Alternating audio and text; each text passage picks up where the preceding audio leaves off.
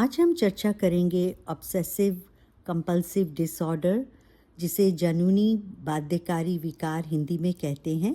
ज्योतिष शास्त्र में ओसीडी को मानसिक स्थिति, विचारों की अतिरेकता यानी ओवरथिंकिंग, भ्रम से जुड़कर देखा जाता है। कुंडली में जब मन, बुद्धि और सोच को नियंत्रित करने वाले ग्रह पीड़ित होते हैं तब ऐसी स्थिति बनती है। यहाँ पर हम उन मुख्य ग्रहों के और उनके योगों के बारे में बात करेंगे ज्योतिष के अनुसार ओसीडी के लिए जिम्मेदार माने जाते हैं।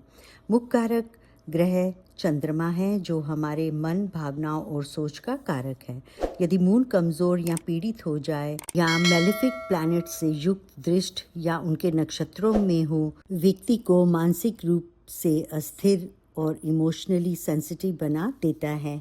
मन में असुरक्षा की भावना और बार बार हर चीज़ को जांचना और पुष्टि करना, बार बार एक ही चीज़ के बारे में सोचना, कंटिन्यूस थॉट आते हैं, घर लॉक किया कि नहीं, गैस बंद की कि नहीं।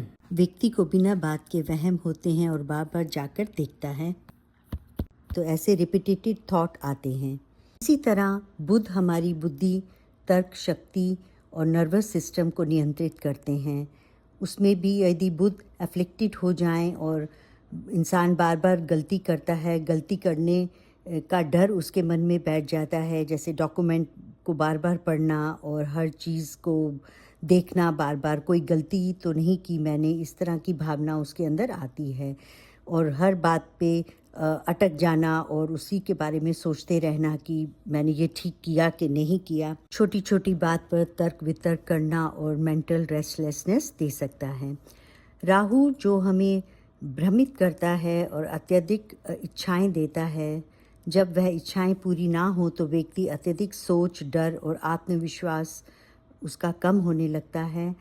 आप देखेंगे कि मून, सैटर्न और मरकरी जैसे ग्रह अगर राहु केतु से संपर्क बना लें, नक्षत्र से, दृष्टि से या युक्ति से, तो राहु भ्रम और केतु सूक्ष्म चीज़ों को दिखाता है, जैसे बैक्टीरिया, धूल, छोटे कीटाणु। कभी कभी केतु का प्रभाव व्यक्ति को ज़्यादा परफेक्शनिस्ट बना देता है और उसे बर्दाश्त नहीं होता और बार बार हाथ धोना, बार बार सफाई करना, बेड कवर्स बदलना एक्सेट्रा, ऐसी उसकी हैबिट्स हो जाती हैं।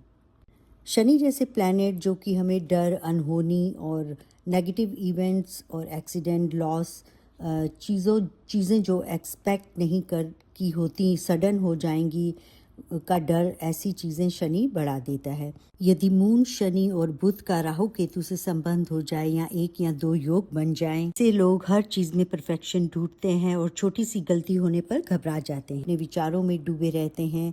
कुंडली में यदि लग्न जो हमारे सेल्फ को बताता है, 5th भाव जो हमारी इंटेलेक्चुअल बुद्धि को बताता है और 6th भाव जो हमारी बीमारी, स्वच्छता, दिनचर्या का घर है, 8th भाव हमारे हिडन फियर्स, हमारी ऑब्सेशन को दिखाता है और 12th भाव हमारी सबकॉन्शियस माइंड और इमेजिनेशन का है। यदि मून, मरकरी, मार्स, शनि जैसे ग्रह एफ्लिक्टेड हो जाएं, अस्त हो जाएं और इन भावों में राहु केतु से संबंध हो जाए तो व्यक्ति में अत्यधिक चिंता, ओवर थिंकिंग और अपने विचारों पर नियंत्रण नहीं रहता। जैसे कर्क लगन का लॉर्ड मून है और मून ही 6, 8, 12 में स्थित हो जाए और इन्हीं ग्रहों से और राहु केतु से युक्त या दृष्ट हो जाए तो इस तरह की प्रॉब्लम देख सकता है। ओसीडी के परिणामों को कम करने के लिए आपको चांदी के गिलास में पानी लें, मून की रोशनी में बैठें, शिव जी को जल अभिषेक करें, अपनी विल पावर को स्ट्रॉन्ग करें और मेडिटेशन और प्राणायाम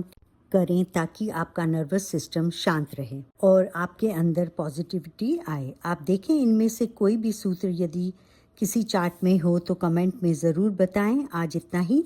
धन्यवाद। नमस्कार।